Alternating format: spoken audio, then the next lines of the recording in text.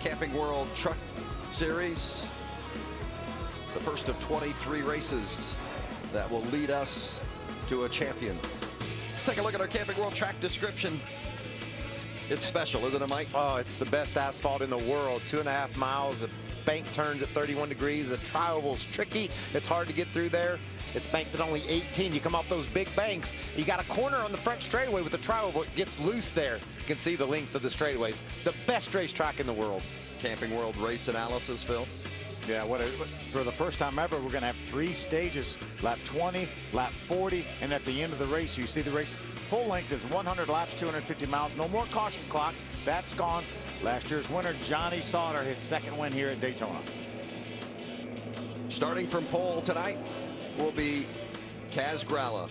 What a great qualifying effort it was from GMS earlier today. The top 3 spots, Kaz Gralla and Johnny Sauter on the front row, and then Spencer Gallagher in row 2, all from GMS. How about Kaz taking the outside? That means he's going to have not one of his friends behind him. He's going to have Christopher Bell behind him, not his teammate. I think this is scripted. Watch for Gralla to dive to the bottom as soon as they cross the start-finish line and line all those GMS trucks up. And that could be Corbin Forrester, Joe Nemechek, Grant Enfingers. That could be their worst nightmare. You get those GMS trucks up front, they're going to be hard to pass. There's Myatt Snyder making his first start at Daytona back in row number 7. And Chase Briscoe, Austin Cindric, the 2 drivers for Brad Keselowski Racing. And Mike, see if you can reach the 29 there and Chase Briscoe. Hey, Chase, it's Michael Waltrip up in the FS1 booth. Do you copy, friend? You're all static right there. Oh, it's because I was talking. Let's let them figure that out. Hey, Chase, Michael Waltrip up in the FS1 booth. Do you copy? Loud and clear. Right on. You have a season of ARCA under your belt. That's about all the asphalt racing you've done. You took ARCA by storm last year. What are you looking for starting your first truck race tonight? Well, hopefully we can carry on that success, but overall, just super thankful for everybody at Brad Keselowski Racing and Ford Performance, Cooper Standard for just giving me this opportunity. You know, never really thought I would ever be in this position. It's definitely humbling to be here in one of NASCAR's top 3 series at Daytona. Well, we look forward to following and watching you this year. I'm sure Brad's giving you a lot of insight and what to expect here tonight. Yeah, you know, Brad's one of the best around this place. Hopefully we can do him proud here tonight and get one of these blue trucks in victory lane. All right, buddy. Thanks for talking with us. Have a good night. Thank you. We're getting ready to wave the green and go racing. We're going to do it when we come back to Daytona. What a great shot from the Goodyear blimp.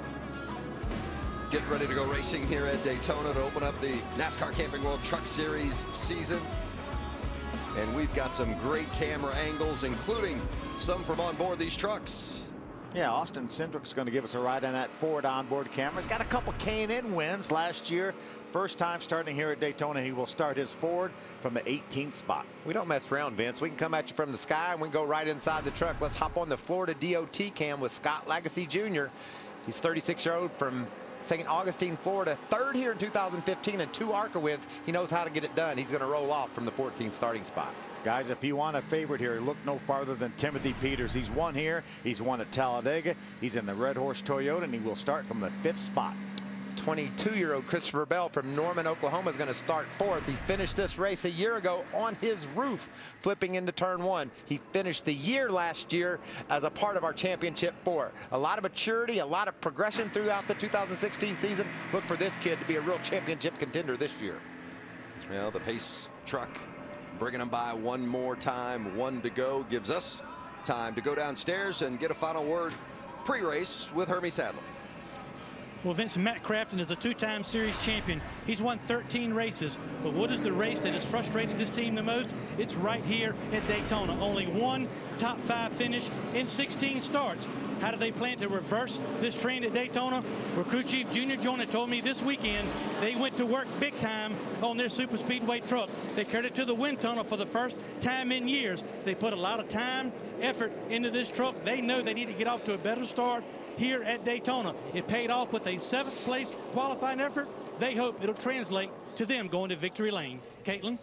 Well, Hermie, Ryan Truex is racing full-time this season for Hattori Racing Enterprises. He told me he's very excited about the year ahead because it is the first full-time ride he has been able to secure in NASCAR's National Series. So very pumped up about the year ahead. He also has a lot of familiar faces working with him on the team, mechanics from his K&N days, his old crew chief in the K&N Series, a team manager at Hattori. Those people will certainly help him. But in terms of getting a win tonight, he came close last year. He got second at Daytona. He's going to have some work to do this evening. He starts 20th for tonight's event. Vince? No shortage of challenges tonight for all 32 of these teams. Here's the 27 of driver Ben Rhodes. Well, thank you guys for all the hard work. I appreciate all the hours that we've put on over this thing, over the off season, all the hours that we've been doing here, and for the rush to get us out on pit road. Thanks for being here tonight for me, Chris. I'm looking forward to a good season. Thank you all. Aerial coverage tonight provided by Goodyear. Superior performing tires to face challenging conditions on the track and on the road. Goodyear, the official tire of NASCAR. Goodyear's brought a very good tire here to Daytona. Not a lot of wear. Could see some strategy around these stages, Phil. Maybe a couple of tires, maybe just gas and go to keep that track position. I think, guys, we're just a few hundred yards away from the start of this race. I think you better buckle up here. As we've discussed, be rather aggressive with telling me what you're seeing and what you'd like me to do, and maybe by the end I'll be able to do some stuff on my own. Okay. There you have it. The first move he's going to make, I think, is the crossover here, Phil. When the green flag flies, he'll go to the inside. Just needs to make sure as a rookie he doesn't do it too soon. You can't cross over into that other lane until you pass the start-finish line. Teammates on the front row. That's Johnny Sauter on the inside, and the pole winner, Kaz Gralla, the youngest driver in the field, just over 18 years old, on the outside. The green waves. The season is underway. Racing at Daytona. Whoa, he brought Christopher Bell with him. Gralla got such a good start. Bell followed right along and dove in behind him. I talked about how hard it's going to be to bust up them GMS trucks. Christopher Bell said, I got this. Got another GMS truck lined up behind Johnny Sauter. That's Spencer Gallagher. Single file, 1, 2, 3, and then 2 wide, deep into the pack. We got everybody jockeying for the inside of the racetrack. Remember, you talked about it, Michael. Hug that yellow line. Let's stay there. And you got to be, even though we're talking stage racing, you can't force it, Phil. If you're back 8th or 10th on that bottom line, there just isn't anything to gain from jumping up to the outside this early in the going. So while you see that middle lane making some progress, if you want to duck out, say you're about where Timothy Peters is right now, you want to be a part of that closing outside lane. Oh! Contact and into the wall. Hang on to it here, man. Hold the brake. Oh, the 19 of Austin Cindric hard into the wall. Looked like Chase Briscoe got into the back of the 18 of Noah Gragson. Wow. A lot of damage. We also talked stage racing. Youth versus experience. We talked everything that could lead to us seeing the biggest crash fest we've ever seen with these young, inexperienced racers pushing too hard too soon. What a disappointment, that 18 there of Noah Gragson. There's the 29 of Chase Briscoe and the 98 of Grant Enfinger. They weren't involved, it doesn't seem, but the 19 of Austin Cindric, heavy damage to the front end of his Ford. Yeah, that's the problem though with this situation here. We've got young drivers like Austin Cindric, Noah Gragson. They don't have any time to learn anything here. They're going to be out here on the second lap of this race, and they have such an opportunity to learn here, and they're not going to be able to do it. See the 66 of Ross Chastain, the 16 of Ryan Truex Jr. Look at John Hunter Nemechek, one of our pre-race favorites, with a lot of damage. I thought I saw his father Joe sliding toward the infield too, but maybe not. Stuart Friesen in the 52, also Clay Greenfield in the 68. Check out right here that's the area in which it looks like this accident starts. Right there, just an awkward push from the 29 truck of Briscoe into Gragson, and these guys scatter from there. The track gets blocked. You hit that grass over there, it tears the nose off the truck. Look at that wreck. They're still wrecking laid into it. Down in the grass. At that point, it becomes like a spider web, just catching trucks. Look, it was just a situation where it looked like Gregson went up. And Briscoe was on him, and they made contact. Yeah, the 7 of Brett Moffitt had that outside line. It was a little bit seized up there, so we talk about how the fact you can't hardly see through these trucks very well. He was slow and looked like Chase just got in the back of nowhere just a little bit. Or did he?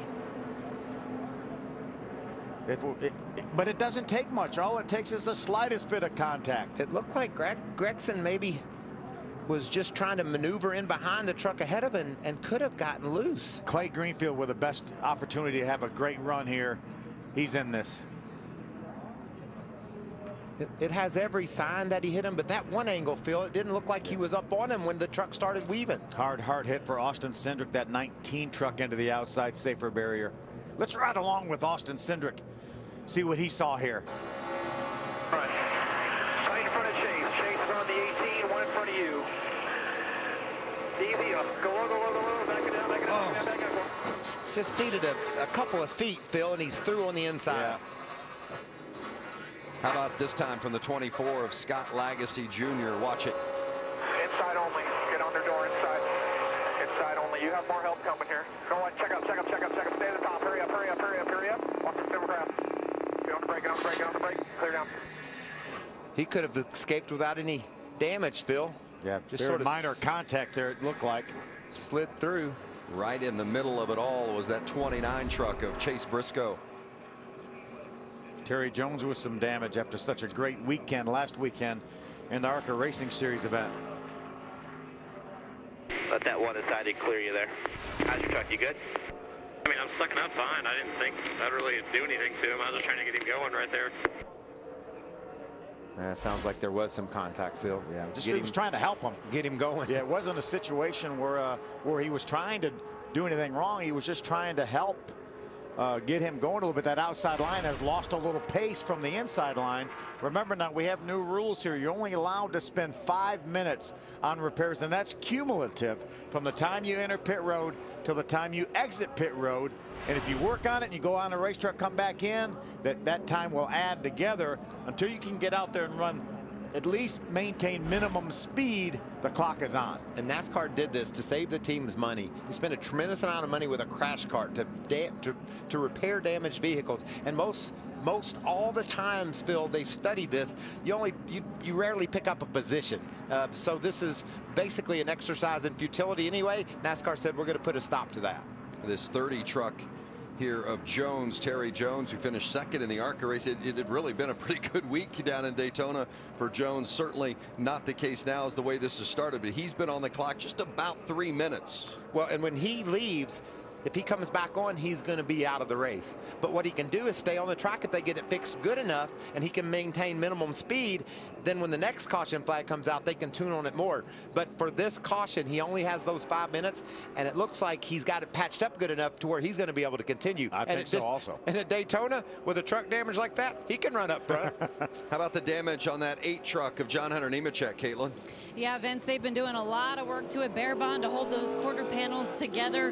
The crew chief, Jerry Kennan, saying check that right front as well for clearance. The spotter saying I didn't see any smoke in turns 3 and 4. I think you're good. But John Hunter calmly reminding his team, make sure we do not get a time penalty with that time restraint that is now on these pit crews for repairs. Yeah, you've got to watch that closely, because you have to remember, Phil, it'll take you 30 seconds or so to get from that pit where John Hunter is, maybe 20 seconds down to the end of pit road. So they have to factor all that in. And these teams really won't have a good feel for that. All they're trying to do right now is make repairs. They won't really know how much time they've spent on pit road at this point. About a dozen trucks involved in that first lap melee, and it has taken out or at least done damage to some very good machines, including this one, the 13 of Cody Coughlin. Remember, you can't put new parts and pieces on those trucks. Just tape them up and hope for the best. Coming back to Daytona.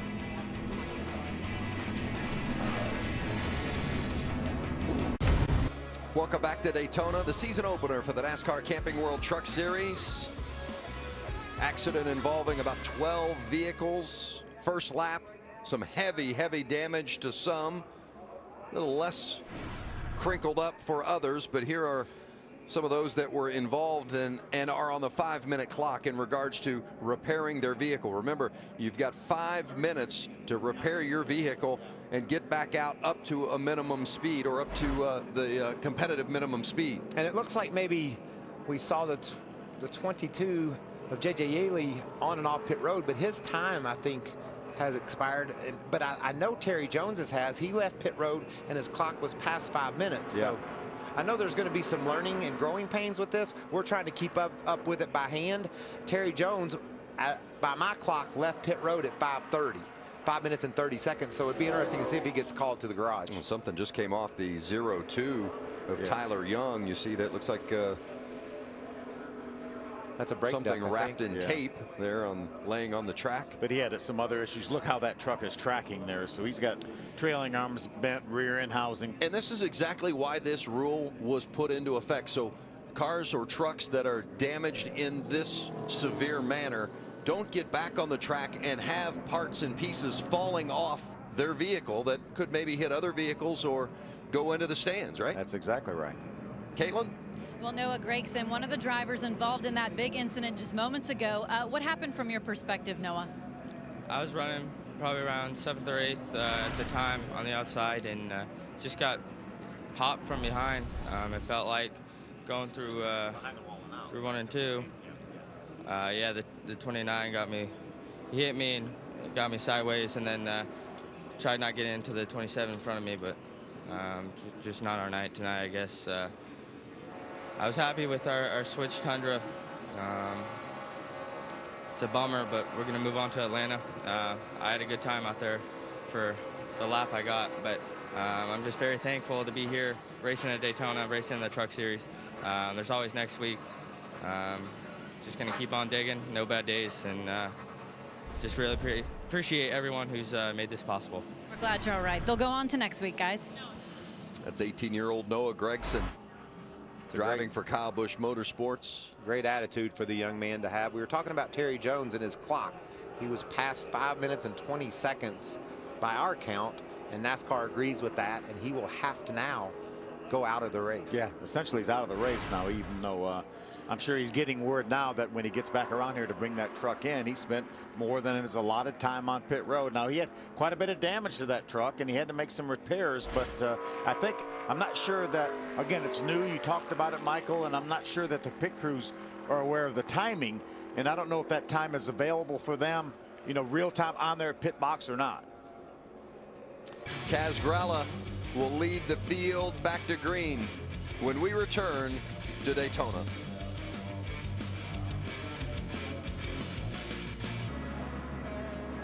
After the accident, 8 trucks are off the track. A big one already collected in lap 1. Let's go downstairs, check in with Caitlin. And one of those 8 trucks is Ryan Truex, visibly frustrated down here, wanting to see a replay of what happened. Can you walk me through what happened from your perspective? I saw smoke. I'll tell you here in a second. Someone got impatient, I'm guessing. I'm not really sure. Yeah. I saw smoke. I lifted. I got hit right there. Then I got hit again here, right there. And I got hit a few more times once I went in the grass and just killed it. So wrong place, wrong time, I guess. It all boils back to not qualifying well, I guess, which is just practice. We hit debris and we got no laps, so we didn't know what we had. So you can see there my back tires were off the ground. So it's just, I don't know why we're racing this hard on lap 4. There, I got hit again. So it was a hard hit, and the truck's killed. So we'll rebuild it and go to Talladega with it. Thank you. A lot of frustration down there in that garage area. Ryan Truex, he finished 2nd in this race last year. I mean, he was a guy coming in, thought they had a chance of winning this race. John Hunter Nemechek, another one. You know, significant damage to their vehicle. And that finish, that 2nd place finish, that catapulted him into some extra rides and eventually into a full-time season this year. So that's how frustrating Daytona can be. You do well and you're rewarded with many more races, and then on lap 1 you're out. Hermie, what's happening down there? You guys heard Ryan Truex mention maybe a bad qualifying effort contributed to him being in that accident. Kaz Gralla qualified up front. He is out front of all that carnage, but they all working on communication between he, crew chief Jerry Baxter, and spotter Eddie DeHaan. Yeah, 10-4, I never talked to you guys about this, but anytime pit road's open all year, give me a definitive staying out or coming in. Yeah, we'll always tell you. I'm always going to say when it's open, even though I know we're staying out. That's my job. And then Jerry will overtake whatever we're going to do. 10-4. Great combination. Inexperienced driver, but Jerry Baxter, a lot of experience on the pit box. Eddie DeHaan, a very experienced spotter. In fact, guided Chase Elliott to a win here early this week in the duel. That's interesting. Thank you, Hermie. Jerry Baxter last year was the crew chief for the 4 truck of Christopher Bell. Now he's the crew chief for the 33 of Kaz Gralla, and they're going to restart right next to one another. And there's a good look at the veteran crew chief, Jerry Baxter. And what Eddie DeHaan was saying, the spotter, he's like, I'm going to say the pit road's open. It's Jerry's job to say whether you come or not. Halfway through stage 1, remember the first stage, 20 laps. And at the end of those 20 laps, the top 10 will receive points. A playoff point will be awarded as well. But right now, it's time to go back racing green again at Daytona. Yeah, let's settle down and run some laps here. Well, I wouldn't bet on it, Phil. I told you in the opening it's going to be crazy from the first lap. I didn't know literally the first lap, but these guys already piled it up. See if they can sort it out here and run to lap 20. Good run by Bell on the outside. He's able to stay side by side with Gralla. There's a GMS truck behind him, Spencer Gallagher. And I just tell you, we talked about the youth versus experience, but these trucks are hard to handle. Look at them bouncing around right there. They're just nervous. And these young guys don't understand how nervous they can be. So Scott Lagacy, that yellow and black truck, jump out of the line. I think he wanted to get to the tail end of this line because he had some damage from that incident, but his truck may not be exactly right now. So many vehicles in the draft, but remember, you can bump, but you can't lock those bumpers and just push the truck in front of you. Yeah, sometimes the bumping doesn't work all that well either. Yeah, just asked Noah Gregson. Chase Briscoe just, like he said, just trying to help him along. Ooh, look at, that was Briscoe getting loose back there. Kaz Gralla, the leader, his first laps led in NASCAR. The youngest driver in the field, won the pole earlier this afternoon, and now he's leading the season opener. His teammate Johnny Sauter right behind him. Vince, we talked about the youth versus the veterans. There's Kaz Gralla with the lead. Lined up right behind him, 3 of our solid veterans in Sauter, Peters, and Crafton. On board with Christopher Bell. There's the 17 of Timothy Peters, former winner here. Matt Crafton right behind him in that yellow 88 truck.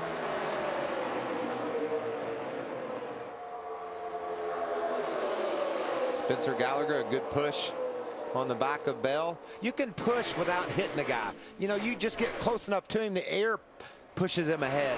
It's almost like there's a boundary layer of air in between you. But is there a place you don't want to push the guy in front of you? Anywhere not done properly will cause a crash. It doesn't matter where you do it at. You can be going straight down the back straightaway, hit a guy wrong, and turn him. We've seen it over and over. Look at this push that Gallagher gave to Bell all the way to the lead. Christopher Bell pulling up next to Kaz Gralla, coming into the tri-oval for the lead at Daytona, 13 laps in. One of the drivers who's out is Austin Cindric. He's with Caitlin. Definitely a hard hit for Austin Cindric. Seems visibly okay. What were you experiencing in the truck there?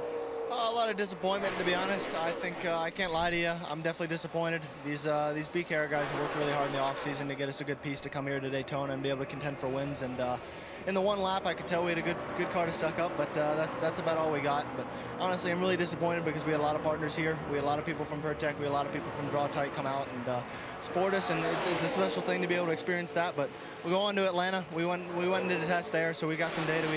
We understand where we're going to start out. So go on there and just run them into the ground and get that 19 out front in victory lane. Oh! Disappointing finish for Austin Cindric. On to Atlanta, guys. I'm not all right. Yeah. These guys are just, the trucks is this the end of the race? The trucks are squirrely, they're loose, and they're pushing. They're pushing everywhere. It's not the end of the race, but it's getting down to the end of stage 1, and at the end of 20 laps, we're going to have reward some points, right? Not only when we have a stage 1 winner, we're going to have a guy that wins the first stage ever in NASCAR. We might not have anybody finish, though, guys. These trucks are just out of control. Look at the pushing that Spencer Gallagher's doing on Christopher Bell. It pushes him to the lead. Christopher Bell, who made it to the championship 4 last year, finished 3rd overall in the championship standings, is the new leader. I remember when I was a kid, my dad used to describe a wreck as, well, he zigged and when he should have zagged. And I'm seeing a lot of zigging and zagging right now. So remember, at the end of stage 1, the driver that's leading the stage will get 10 points, 10 championship points, and 1 playoff point. All the drivers in the top 10 will receive points, championship points, for being in the top 10 at the end of stage 1, which concludes in 3 laps. You see that 4 truck out front there. That looks a lot like Christopher Bell's truck looked like last year, but that's really the 9 truck wrapped in number 4 truck, because Rudy Fugle was a crew chief for William Byron last year when they won 7 races. Christopher just moved over to that team. How about Spencer Gallagher going around the outside, taking the high line, putting his nose in front. Has a push from the 7 of Brett Moffitt. Ben Rhodes. Pull down now, pull down now, pull down now. There you go. I don't know if you want to pull down. We saw Bell pass and get the lead. Maybe they start working both lines like we saw Chase Elliott do last night in the duel, and like we see Brad Keselowski and Joey Logano do so well. Maybe that's how you keep the lead here in the trucks. Well, Ben Rhodes is second in line on the outside, doing some serious pushing on that 7 of Brett Moffitt as we ride along with Timothy Peters. And now it means something to be in that 10th spot, doesn't it? That's certainly right. And the first spot as well. That's why it'd be interesting to see when one of our veterans gets to the front, if they're able just to work the line, work the inside and the outside, and hold everybody off. Spencer Gallagher by a nose on that particular lap. I've never looked forward to lap 20 so hard in my life. These guys are just waiting for an accident to happen. And when these guys come around this time, they will complete 18 laps. They will close pit road. So you remember in the past how a lot of times the guys would try to pit under green to try to get track position. Right now, the pit road will be closed when the leader gets to the start-finish line. Ben Rhodes in that 27 truck giving the 7 of Brett Moffitt a bump.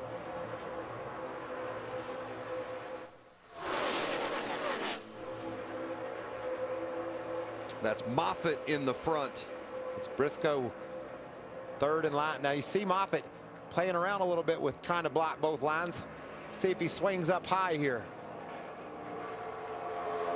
No one tried to get onto pit road prior to it closing. I don't think they could have made it from the lead pack. I don't think so. They would have had to pit the lap before, I think, but nobody willing to do that right now. Too much risk there, I think. Plus, you give away an opportunity to gain points in this segment.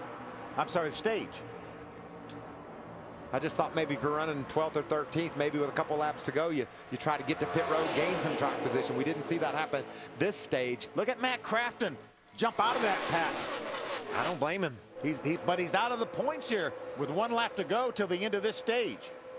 John Hunter Nemechek looking around like he's trying to get him some positions to grab some points. 1 to go. 1 lap remaining in the opening stage. Stage number 1, Brett Moffitt the leader. Spencer Gallagher, Christopher Bell, and the pole winner Kaz Gralla in a single file line, top 4. We're going to see a different flag from the flagman here than we've ever seen before. It's going to be green and white as Christopher Bell makes the move on the outside. That move would have never been made a year ago, Phil. They would have just bided their time, rode in line, nothing to gain at this point a year ago. This is what stage racing is all about. There's 10 points on the line and 1 precious playoff point here for the guy that wins this stage. Oh, and they're going to crash. Bell and Moffitt contact, and the caution is out. And for the 2nd year in a row, Christopher Bell involved in an accident. Significant damage to the 7 of Moffitt. I don't think there's a great deal of damage to Christopher Bell's truck, but Brett Moffitt more than likely is terminal. He's done. Bell for the 2nd year in a row, Vince, all 4 wheels off the ground. That thing caught some air off turn 4. Heartbreaker for Moffitt as he was running up in the front. I'm telling you, nobody races any harder than these truckers. Oh man, that makes me a mess. Remember, Brett Moffitt is on the clock now. He has 5 minutes to make repairs and be able to reach minimum speed back on the racetrack. This is just bump drafting gone bad. Watch the 23 of Spencer Gallagher. Like he might have just gotten into the back end of that 7 truck. He just got out enough. he got out to the right side of the bumper, Vince, and I think that's what turned Brett Moffitt around. Luckily, no more than just a couple involved. You can see right there.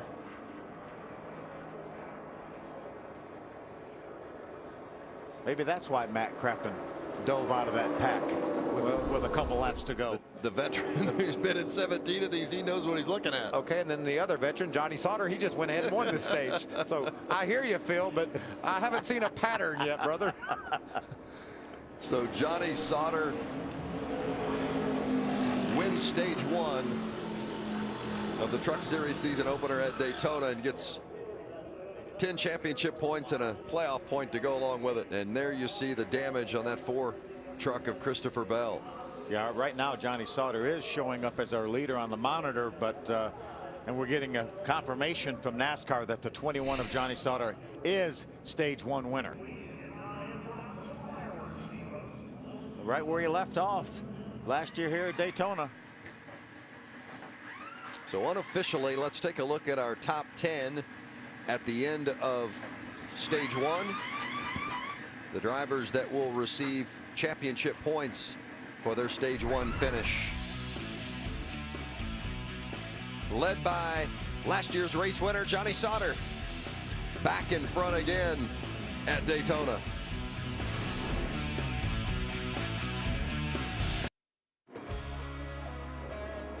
Wow, excitement and drama already at Daytona.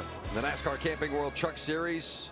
A couple of accidents, but we've completed stage 1, and Johnny Sauter was the winner of stage 1, but not without a little drama in the process. As pit lane is open, Sauter's hit pit road. Sauter stays out along with Kaz Gralik, Spencer Gallagher, a bunch of our leader staff. Yeah, all the GMS trucks stay on the racetrack, all 4 of them. And it looks like mostly gas down on pit road. I see Timothy Peters just getting some fuel.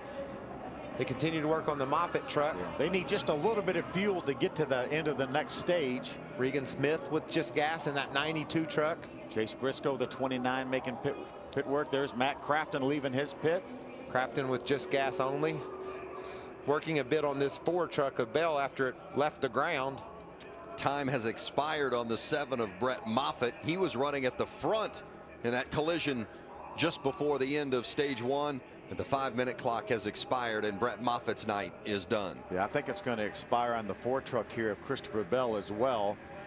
By our calculations, he's over the 5-minute mark. Bell's damage didn't look to be quite as significant, certainly as that of the 7 of Moffitt, but really taking a good hard look underneath that truck because the 4 did get up into the air. The 88 of Matt Crafton has taken a pit road penalty, too fast entering. You might not see Matt be too upset about that. Yeah. Go to the back and hang out maybe. Let's see if we can make contact with our stage 1 winner. Hey, Johnny Sauter, Phil Parsons up in the FS1 booth. You got a copy? Yeah, 10-4, buddy. How's it going? Well, it's going pretty good up here. I'm not so sure down there. Now, I don't think last year, Johnny, we would have seen a race like that to complete lap 20. Is that what you kind of thought might happen when we got towards the end of that first stage? I'm a little bit busier than that right now. I haven't been able to give that much thought, but you know, it's just guys are being aggressive. There's no doubt about it. You can see that, obviously. So our Legion Travel Chevy is running good and handling good. That's what I'm really paying attention to right now. So proud of everybody at GMS for all their hard work. Yeah, I see all you and your GMS teammates stayed out on this caution for this end of the first stage here. You feel like with enough caution laps, you guys have enough fuel to get to the end of the second stage? That's what I'm hoping. You know, I think Joe and those guys got that calculated out right now. So if not, we're all committed and we'll all be able to pit for fuel and come back through the field, I hope. But yeah, this will be interesting having all 4 of us here. Who's gonna lead? So this will be fun. Well, Johnny, you just won the first stage ever in NASCAR, so good job, buddy. Keep it up. 10-4, thank you. Yeah, I didn't think we were going to do that. We raced with 1 or 2 laps there before the finish, but it all worked out, and I just want to lead the last stage. That's the one I want to lead. Well, let's see how it happened, and it all unfolded for Johnny in the process of getting to that first spot, because the 7 of Brett Moffitt and the 4 of Christopher Bell were on the front row, and Sauter was back a ways. Yeah, Spencer Gallagher looks like pushed into the back of the 7 of Moffitt. He clips all the 4 tires off the ground on Christopher Bell's truck for the 2nd year in a row. Gonna go racing when we come back at Daytona.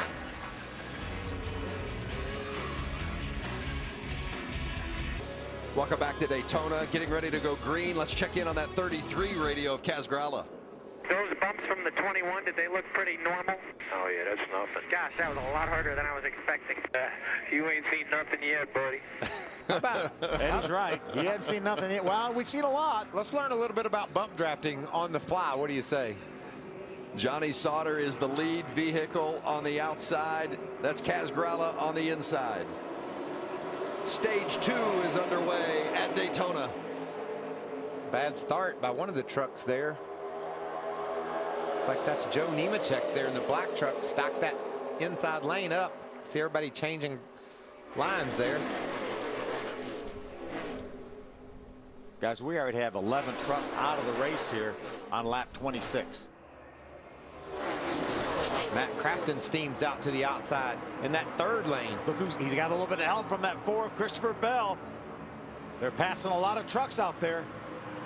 Christopher Bell's already been off the ground once. He said, how much worse could it get, huh? The 24 of Lagasse goes up to catch the 88 of Crafton. Certainly stalled his progress anyway. Maybe get a little energy from Matt Crafton. The 8 of John Hunter Nemechek right there in the middle next to Timothy Peters in that white number 17. See John Hunter trying to side draft off Timothy Peters to try to stall out his momentum. Wow, 3 wide. Look at that. The first 2 times we wrecked Vince, we were only 2 wide. So what are they thinking? There's John Hunter Nemechek getting a push from his dad. Help me out, Dad. Look at it to turn him sideways, too. That's John Hunter in the 8 truck right there in the yellow hood. And his dad, Joe, in the 87 right behind him. John Hunter was worried about not having many friends. Well, he's got his dad behind him right now. And that's a big run they've got there as well. You see, Myatt Snyder is the 51 truck behind him. He doesn't need to push Joe Nemechek because he doesn't realize how close he is to John Hunter. You can't tell that's the 51 truck of Snyder. He's got tape all down the side of it, but that's who it is. And John Hunter and Joe Nemechek along with Snyder are doing a nice job in that outside lane. On board with the 4 of Christopher Bell. They tipped the cap to that Kyle Busch Motorsports team that worked on that 4 truck because Bell had some damage after that accident, and they were able to get him back out and competitive again, obviously. Yeah, looks to have a pretty fast truck right now. He has Corbin Forrester, that 5 truck, right behind him. That's the blue truck, the 29 of Chase Briscoe on his outside. What about if your 19-year-old kid said, "Hey, Dad, you're crazy"? Joe would have to say, "I know it, son. Look at me out here." That's pushing and shoving and carrying out. Couple of racers right now. Doesn't matter what your age is, you got to get the job done. How about those GMS trucks are lined up 1, 2.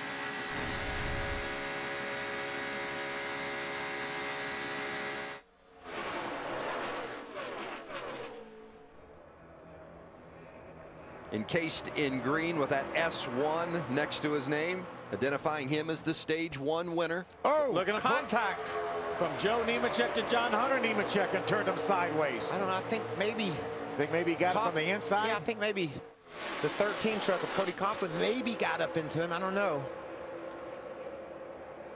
Take a look at it on the replay. There was a lot of stuff that was unstable. There's a bump from, I think it was a bump from his dad, from Joe in the 87. Looked like they were all trying to wreck, didn't it? Whoa. Good save what a by save. John Hunter. And that's at 185, 190 miles an hour. Most of these guys just ran their fastest lap of the race this last lap. And look at John Hunter's truck. Patched up, taped up.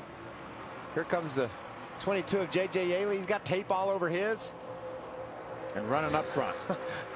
I'm liking NASCAR's damaged vehicle policy. You can fix it and still go. Christopher Bell, the Ford truck, he had all 4 wheels off the ground. Had a lap 1 accident. Maybe call it the big one. It involved 12 vehicles. And then coming to the end of stage 1, more contact between Brett Moffitt and Christopher Bell. Moffitt is out of the race because of it. Johnny Sauter continues to lead. In fact, it's GMS 1, 2, 3, 4. That's a good plan. Sauter, Gralla, Gallagher, and Lagasse, all 4 trucks out of the GMS stable. They're at the front of the pack. Plenty of racing left in the Camping World Truck Series season opener at Daytona. It's a great night so far for GMS Racing. The top 4 trucks all out of that stable. Johnny Sauter leads the way. Kaz Gralla, Spencer Gallagher, and Scott Lagasse Jr. 1 through 4. We've had 2 crashes, and all 4 GMS trucks have stayed intact, and the reason being mainly, Phil, is because they're at the front. That's the safest place to be. That's why Matt Crafton's strategy of hanging back, I'm not sure about that right now. We only have 4 laps to go in this second stage. He's going to miss out on some points again, it looks like. Yeah, it's amazing. Late stage of stage 2 already. Brett Moffitt is out. He's with Caitlin. Yeah, Vincent, definitely disappointed for him. He told me before the race he's only secured at Daytona Atlanta for a ride right now. So how frustrating is this for you? It's more disappointing, I guess. We had a really good truck. We raced our way to the front there, and it's just a bummer. I don't know if it was my fault or someone else's. I don't know. I haven't seen it, but we have another really good truck ready for Atlanta, and I'm looking forward to that one. Thank you. Remember that great run he had at Michigan and Atlanta. You got to have the same type of driving talents to win at Atlanta as you do at Michigan. So I know that young man's very much looking forward to next Saturday. On board with Lagasse. Remember, he had some damage from that first lap incident. You see the little bit of tape up there in the left front corner of that truck, and there he is right up front racing with his teammates, running in the 4th spot. Spencer Gallagher just ahead of him. 3 laps to go to the end of this stage. Johnny Sauter's eyeing another valuable championship, 10 points and a playoff point too. But we saw what happened coming to the end of the first stage, and you can tell. See how they're jockeying around, Phil? That means there's energy there. There's ability to move around, pull out. Will one of those GMS trucks pull out on the other, or will they stay right in line and take 1 through 4 to this stage? Oh, John Hunter Nemechek with an trying to hold on to it. Here. That's turn 4. He's going to have to come to you, it looks like. He had a lot of damage from that earlier incident. Oh, the caution came out. No, sorry. Pit road is closed. Wasn't a caution. John Hunter Nemechek comes to pit road because there's an issue. Is that a flat right rear, you think, Phil? That's what it looked like. Sure did. Yeah, remember John Hunter Nemechek was involved in the big one at the beginning of the race. Suffered some damage. The pit lane is closed in the 2 laps before the end of a stage. So John Hunter Nemechek will have to go to the tail end when they come back. Or it might be a pass-through. I'm not sure. Yeah. Get some confirmation from NASCAR, probably to the tail end of the pack. Yeah, that's what we're hearing from NASCAR, that will be the penalty for John Hunter. We have 1 lap to go to the end of the stage. Let's see if he's able to stay on the lead lap. He's over in turn 2 right now. I think he has a good chance staying on the lead lap before that pack gets him, but they run 3 or 4 seconds a lap faster when they're together. I think they're going to catch him. You think they're going to catch him? They're either going to catch him or wreck trying, it looks like. Christopher Bell moved up. See those trucks jockeying around? That's just a way to pull up and push, but it looks like. And maybe keep some of your competitors behind you, because if you finish in the top 10, you get some championship points. There's John Hunter. You see smoke trailing from that truck, but he's going to move well out of the way. He must have gotten a little bit of a fender bender there late in that run. That wasn't smoking earlier. Keep on digging. It's still green right now. Still green. Stage 2 is complete. You notice that flag, that green and white flag. That's a new flag here in NASCAR that signifies the end of the stage. It's been a pretty good new format for Johnny Sauter so far. Stage 1, check. Stage 2, check. 100%. What, a year ago, Phil, the most points you could get in a single race was 48. He's already got 20. He's got 20 championship points, and he's got 2 playoff points. Yeah. And there's still 40 points left for the winner. It's Johnny Sauter's night at Daytona. Can he keep it rolling?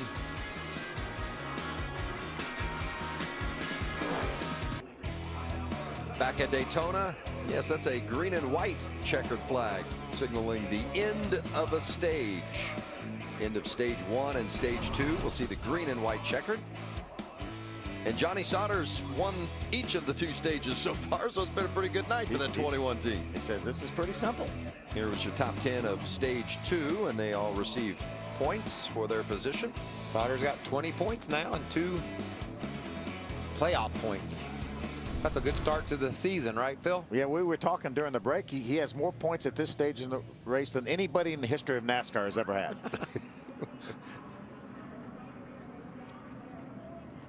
Staying low on the track. I wonder if he'll run the apron. Probably a little bit concerned about the amount of fuel that's in that 21 truck.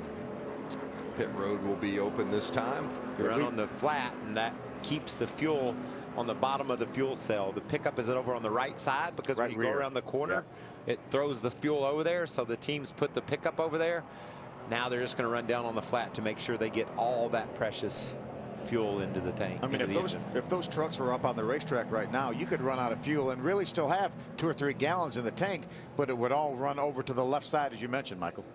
Those top 3 all have yet to pit tonight. So while others have at least come to pit road to visit at least one time, the top 3 and J.J. Yaley, or excuse me, Joe Nemechek, have yet to hit pit road, but they'll do so now. And Caitlin is there to greet them. Yeah, Vince Scott Lagasse Jr. in that 24 truck at the top left of your screen approaching pit road, saying fighting a little bit tight, but the closer I get to the front, the better it does get. The crew chief Kevin Bellecourt has called for 4 tires. Looking to the right of your screen, Timothy Peters, he told his team, I'm a little bit tight on corner exit and free on entry. Crew chief Chad Kendrick called for 2 tires. Hermie. The 21 of Johnny Sauter, all he asked for was a tear-off to be torn off his windshield, 4 tires and fuel. The 33 of Cascarella, also 4 tires and fuel. And the 33, no adjustments. Timothy Peters and Christopher Bell electing to go with just 2 tires. And how about that 98 of Grant Enfinger? Didn't take any tires. They all made big gains on pit road, Mike. You know, I was going to ask Timothy Peters how they're going to break up that 4-truck breakaway of GMS. Well, his pit crew said, we know how to do it. Timothy Peters is Mike up in the FS1 booth. I was wondering how you were going to break up those GMS trucks. Well, your pit crew said, we got this, buddy. Yeah, what a great stop by my Red Horse Racing team. Best on pit road, Mikey. So just a true testament to Red Horse and everyone at the shop here at the racetrack and building the 17 Tundra as well as the 7. So Chad's doing a good job on the box. I just need to finish it off. Well, I know you know that there's going to be a lot of positions changed over the final stage of this race. How are you going to plan to get the win? What are you going to do to put yourself in a position to take the checker? I'm going to drive out my rear view mirror, stay on the yellow line, and have the cars to fall. That's how they're going to fall. But definitely going to protect this lead for sure. And then you're going to have to be aggressive to do that. So I know I had the truck to do it. Triad horsepower is awesome. So you never know, Mikey. This Tundra's strong. Man, we really appreciate you taking a minute to talk to us. Thanks. Have fun this final stage. 10-4, bud. 2 stages complete. The final stage yet to come. It's been crazy already at Daytona. Can't wait for the finish. It's been an exciting night at Daytona, almost halfway through the NASCAR Camping World Truck Series season opener. Liberty Mutual spotter coverage. Let's get a better look at what happened on the track with the Liberty Mutual spotter coverage, and it didn't take long. Lap 1. Contact from Chase Briscoe in the back of Noah Gregson, and away they go. And if the spotter didn't think they were going to earn their money tonight, what did it take to lap 1 to show that it was going to be a crazy night? Yeah, and then spotters work overtime here at a place like Daytona. And there's the spotters. That's where they stand, and that's where they do their work, and that's the view they have from high above to try to keep track of their driver in the middle of all that mess. And they do help the drivers worry less, for sure. Yeah, without a doubt. Yeah, I wouldn't want to run here nowadays without a spotter. Yeah, that first accident involved a dozen vehicles. 9 are off the track. Chevys have dominated this race, guys, but now we have 3 Toyotas right up at the front of the pack. See if they can hold off those strong GMS Chevrolets. That round of pit stop certainly jumbled up the running order, didn't it? Well, it changed a lot of strategy too. 4 tires for some guys. No tires for Grant Enfinger, 2 tires for Timothy and Christopher. Talk along the garage area, Phil, was maybe we would never change left side tires during the course of this race. Yeah, Johnny Sauter did change 4 tires, and he only went back to 4th, so probably not a bad call. He knows he's good to go to the end on lefts. Pace truck is off. Timothy Peters inside. Christopher Bell outside. Timothy Peters tight down on, or excuse me, up on Christopher Bell. But Johnny Sauter a good push. That's Enfinger giving Peters that push on the 17, and as Michael mentioned, Johnny Sauter right there on the tail end of the 4 truck of Christopher Bell. Well, we talked to Timothy Peters. He said, I'm going to protect the yellow line and block. He put about a half of a block on Christopher Bell there and went back to that yellow line. Looks like Bell's going to take the lead. I think Christopher had such a big run with a push from Johnny Sauter. There wasn't a lot that Timothy could do there. That tells you how powerful that 21 truck was. He just pushed the 4 right out ahead of Peters. Now we have some Toyotas lined up on the inside. The 4 of Bell, the 17 of Peters, the 98 of Enfinger. All lined up. You do remember this guy had all 4 tires off the ground, right? Yeah, about 20 laps ago. Yeah. Coming to the end of stage 1, it looked like he was going to go for another wild ride like he did a year ago. Kept all 4 of them, got all 4 tires back on the ground, right side up. Which is better than he did a year ago. Well, he had them back on the ground, but then off the ground, off the ground, on the ground, on the ground. Single file, the first 3. That's Bell, Peters, and Enfinger. And then Kaz Gralla in the 33, Johnny Sauter in the 21. They're teammates. 27 of Ben Rose jumps in behind the 21 of Sauter, trying to make something happen on the outside. Spencer Gallagher's getting a little bit aggressive, pushing Enfinger in the, or excuse me, Lagacy Jr. in the 24. Lagacy with the good view of that 27 of Rhodes and the 51 of Myatt Snyder. Let's hear from Lagacy. Get a run. You think the 23 will go with us? I don't think the top lane can work, man. I don't think there's enough trucks out there to make it work. I just think that 3rd lane's dead to us right now. It'd have to be a hell of a push in order to make the 3rd lane work right now. I mean, maybe late it when everybody's shifting around, but everybody's just going to stay. We've got a 2nd lane going pretty good right now. Oh, they're pushing on the exit of the turn. That's not good. Look at Johnny able to jump over in front of a bunch of Toyotas. Wow. In the lead. Ben Rhodes able to gather that one up. For a lap or 2, it looked pretty much like organized chaos, but it's falling apart again. Johnny trying to do his best to block both lines. When he sees one with a little bit of momentum, he'll pull up in front of that line and it'll jump back down in the other line. Phil, when you leave those 31-degree bank corners, your truck is running against that bank. You've got a lot of stability. You can get a bit of a good push, you know, when you're in the banks, but when you come off the corner, when you've got the most momentum, you got to lay off, because that's where the track flattens out, and the transition from the banks right there to the flat right there, your truck wants to be very loose. You can't push in that area. Can you believe all the excitement we've had? We're just halfway. Plenty more to go. Johnny Sauter, who won the first 2 stages tonight, continues to lead the race. He has a good pusher behind him, Grant Enfinger. Remember, they were teammates at GMS last year. Grant ran a limited schedule, but got to victory lane at Talladega. Check in on John Hunter Nemechek with Caitlin. Well, Vince, he's dropped down through the field because he had a very long pit stop on that last stop. What happened was they had to fix a fender brace. They didn't have one, so the team actually had to make one. The way they did this, they screwed a brace to a bed top so it would stop the fender from flapping and rubbing the tire. But definitely tough break for John Hunter Nemechek. He's now in P20. Hermie? Well, Caitlin, the 88 of Matt Crafton is in his 16th position. He is not in the lead draft. I kind of had the idea that maybe Matt would race this race a little bit more aggressively earlier in the race to try to get up front, have a better shot to win. But I just talked to his crew chief, Junior Joyner, and he said, we think they're going to wreck again. And the problem is the accordion effect. What's happening with wrecking, drivers are not getting slowed down quick enough, the rookie drivers especially, and the wrecks turn into bigger wrecks than they should be. So being that everybody has to pit at least one more time, they are comfortable where they are right now. They will wait until about 20 laps to go to try to make their way to the front. Phil, did you see that power move by,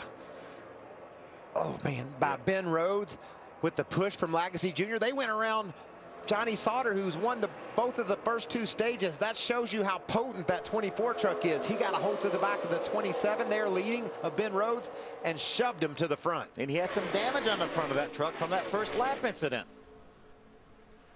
You know, we talk about Matt Crafton, and Hermie gave the report that he was going to lay back. We've had 2 stages. Johnny Sauter has 20 points already. You know how many points Matt Crafton has? Not a one. 0. Did not finish in the top 10 in either stage. And you know, we kind of heard some concern in Matt's voice yesterday during practice. Remember, he was arguing with Junior about how things looked out there and how he just needed to check his heights and get back to the garage area. He wasn't comfortable yesterday. I don't think he's comfortable tonight. Have you seen anything that would make you comfortable? I'm not comfortable. I know that. I haven't seen anything that would make me comfortable. Ben Rhodes leads the race. He's out front. But so far the night has been the best for Johnny Sauter. He won stage 1, backed it up with a win in stage 2. Past the halfway mark at Daytona in the NASCAR Camping World Truck Series. Aerial coverage provided by Goodyear. Everything they learn making tires for the grueling demands of NASCAR inspires what rolls into yours. Goodyear, the official tire of NASCAR. How about Johnny Sauter jumping up behind the 27 of Ben Rhodes to take over the second spot? And Rhodes did what I wondered if some of these guys would start trying. He moved up in front of Sauter, blocked them, and they both dropped to the bottom. Ben Rhodes, instead of just dedicating himself to the yellow line, said, I'm moving around. I'm going to protect my lead. Here comes Grant Enfinger trying to give it a look on the outside. Got a little help. Another one of the Thor Sport trucks. Is that a GMS truck behind him? It is Spencer indeed. Gallagher. Yeah. Because that's a pusher right there. I can promise you that. There's Enfinger in that 98 and that 23.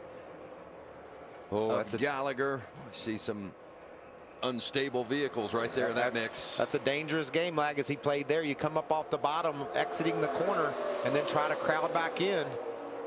Somebody will have their nose under you before you know it. Ben Rhodes in the front. Johnny Sauter running second. Sauter has won the first 2 stages tonight. Grant Enfinger, the Jive.com. Toyota for Thor Sport, the 98. Check out out that this outside line. Check out this, something we haven't seen yet, Phil. You could see Ben Rhodes saw the big run Johnny Sauter had. Doesn't stay down on the bottom of the racetrack, keeps moving up, up, up, up. I'm going to block what you're doing there, Johnny. And then they just fall to the bottom together. That was a risky move, but it was a veteran move. It was a move that you have to have a lot of confidence to make, and Ben Rhodes made it work. We saw a lot of guys doing that last night, moving around last night, trying to get in front of the line that had some momentum, some energy. Mentioned just a moment ago that Johnny Sauter won the first 2 stages tonight. You see on our leaderboard there, Sauter. That was Spencer highlighted Gallagher in green, and the 1 and 2 signaling that he did win the first 2 stages. Bouncing around all over the place. More on the 33 of our pole winner, Kaz Grala, with Hermie. Tight racing, as you can tell, Vince. Kaz has come on the radio a couple times and asked his spotter to please relay to the spotter of the 51, which is Myatt Snyder, do not bump me through the travel, which is right where the trucks are going through right now. He said back straightaway is fine, but do not bump in the corners and especially the tri-oval. And my question is to Michael Waltrip. Michael, what is it about that tri-oval that may be something that's making Kaz a little bit uncomfortable when he might be being pushed through that part of the racetrack? Well, his wheels are cut slightly to the left, Hermie. He's making the turn through the tri-oval. There's not much banking there, and he's got his wheels turned. The wrong bump at that point in the track with those wheels slightly to the left could bring the rear end around to the right. So he's just doing a nice job.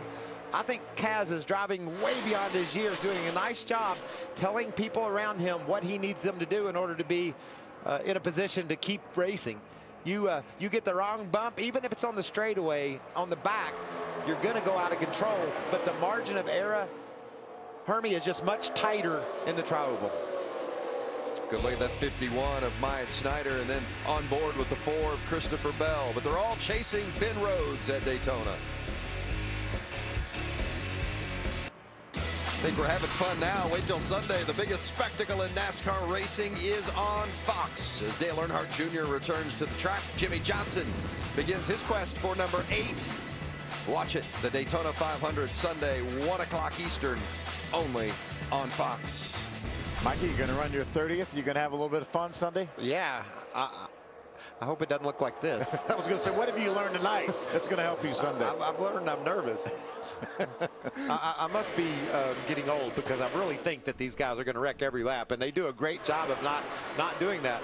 However, to back up my thoughts, they did wreck on lap 1, so it didn't take long for it to happen. 12 trucks are out of the race. We had that big one on lap 1, and then another much smaller incident coming to the end of the second stage. Guys, remember, we're going to have another pit stop too. And historically, we haven't been able to do that very smoothly. With this tight pack of trucks like they're running right now, dead on the bottom of the racetrack, that's where you have to exit to come to pit road. If there's not perfect communication between the spotters and these drivers, someone will get off the gas, inevitably get hit, and we'll see a crash trying to pit. Yeah, we're only about 15 laps away, maybe 13, 15 laps away from these guys having to come to pit road. This is when the spotter is key, talking to his driver and telling him to get those arms out the window. I want these guys to know you're coming to pit road. 7 different leaders tonight. Johnny Saunders led the most laps at 27. But look at some of the damage on the front end of those trucks.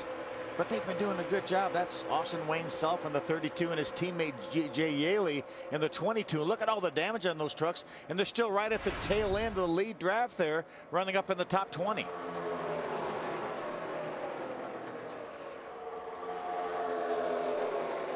think this is a great example that NASCAR's damage repair policy works. You know, these guys were able to get to pit road, get their trucks fixed well enough.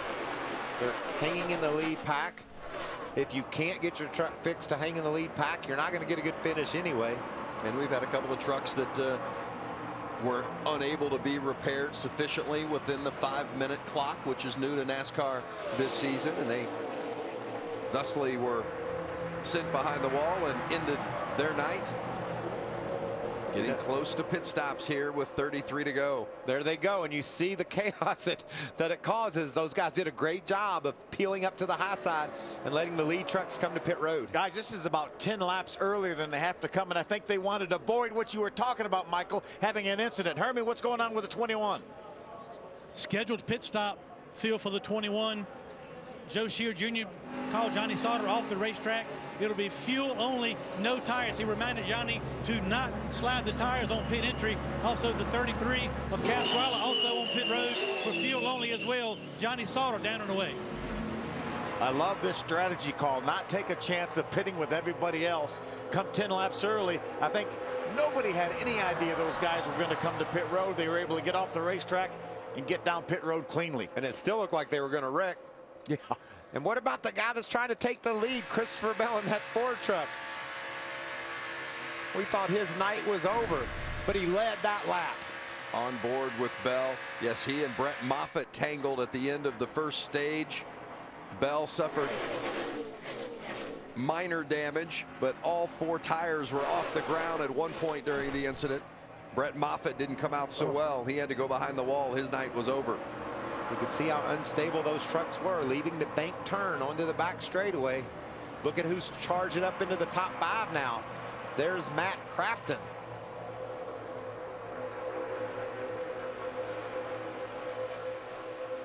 So on those pit stops, the 23 of Spencer Gallagher and the 24 of Scott Lagasse, who were running 3rd and 4th prior to those pit stops, were penalized for too fast entering pit road, or too fast exiting. The problem is that's only going to leave 2 GMS trucks out there to try to stay in front of this big pack. Right now they have a pretty good lead on them. They're about 2/3 of the way down the backstretch, and you see the pack here coming off turn 2. That pack will be considerably faster, especially when those 2 GMS trucks have to come to pit road to serve a penalty. And there was really no reason for those guys to speed on exit. They had their group together. They all did a nice job of not sliding their tires coming onto pit road. That was key. They got in their box smooth. The least important part was speeding on exit, and that's what they did. Oh, there it goes. Contact between Peters and Bell. Can Bell gather it in? Definitely some contact. And the 5 of Corbin Forster through the grass tears up the front end of that. A lot of damage to Bell's truck. I don't know that he was trying to pit or not, Phil, but he got. I don't think he was. I think he just had a little bit of help. Got real low on the track. Yeah. That's where we talked about where you can't have any bumping.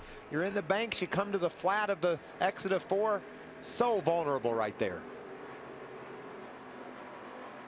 Bell took multiple contacts and still somehow gathered it up.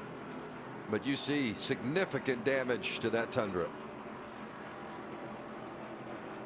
The 2 GMS cars that were serving their trucks that were serving their penalty, Gallagher and Lagasse, are now being shown 1 lap down because of the penalties. One of them. Watch the replay here. The Timothy Peters in that white truck. He got a little bit sideways, I think, Mikey. Yeah, just loose. And Peters just does an amazing job of avoiding this accident. And then Corbin Forster would just really know where to go. Yeah.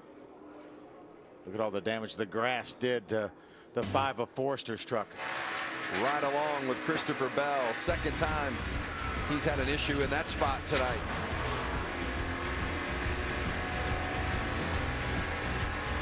While the 4 of Christopher Bell is under the 5-minute clock. Pit lane open. Regan Smith, Timothy Peters, Ben Rhodes, Matt Crafton, and others coming down for service. A lot of 2-tire stops there. Saw Ben Rhodes do a nice job of very aggressively sliding his truck to a stop. I don't think, Phil, he slid his tires far enough to hurt anything, but he did a nice job of powering it in there to get all he could get. See all the damage on Christopher Bell's truck. Chase Briscoe actually won that battle off of pit road in his Brad Keselowski truck. A lot of damage to that Ford truck. The 2nd time Bell has been on pit road tonight under that new 5-minute clock. Well, he's getting ready to be off of it because there's smoke from that truck. I just don't see them being able to finish the work needed there in order to meet minimum speed, or without blowing out a tire because of that smoke. Let's take a look again. Remember how difficult I said it was exiting turn 4? You can see he's down on the bottom, a truck right on his right rear quarter right there. It just spins him loose. Yeah, just turns him loose.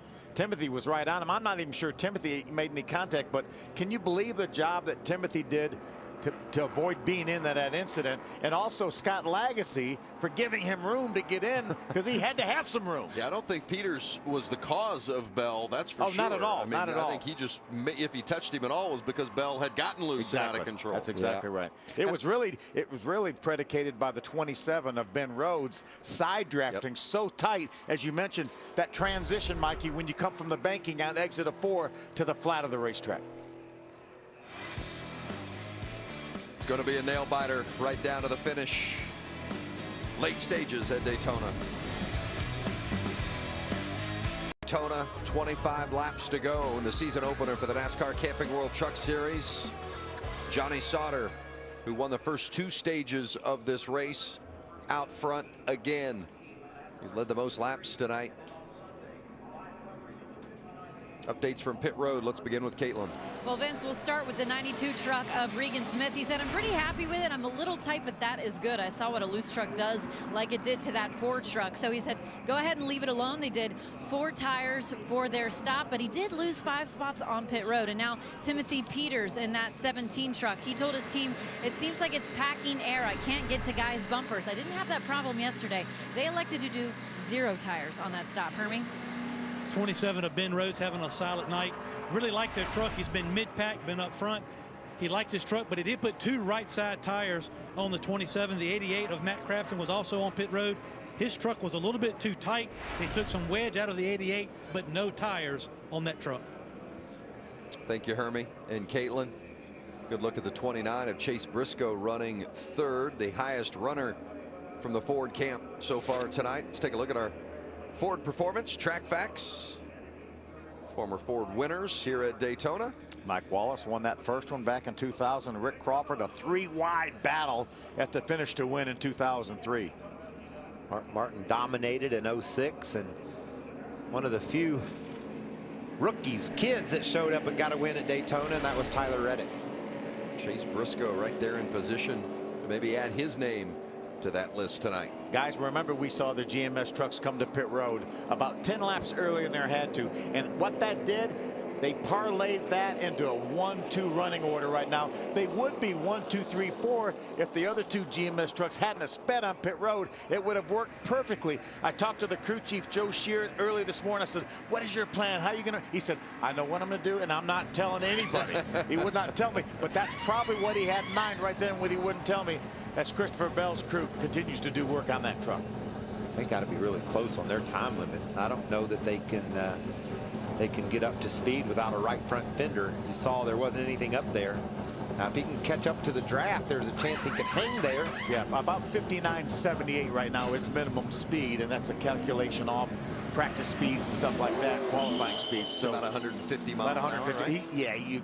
You know, you see that damage to that truck, and it's amazing how fast those things will run with that much damage. So I think he may be okay. And once he reaches that minimum speed, then the clock goes off. And he could come back in the pits and start working on it again once he reaches minimum speed.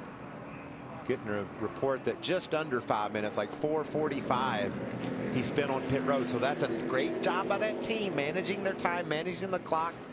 Now he's going to catch up to the back of the pack and try to hang with it. Let's listen in on the 21 of Johnny Sauter. Just don't know if feeding both lanes going to work, Tab. You know what I mean? I think they just get such a run. Yeah, I know. And I don't want to get up there counting on the run to come to you because there's always enough room to split you, and then you're double. So, yeah. Play it by ear, you know? He's talking about exactly what we saw Ben Rhodes do.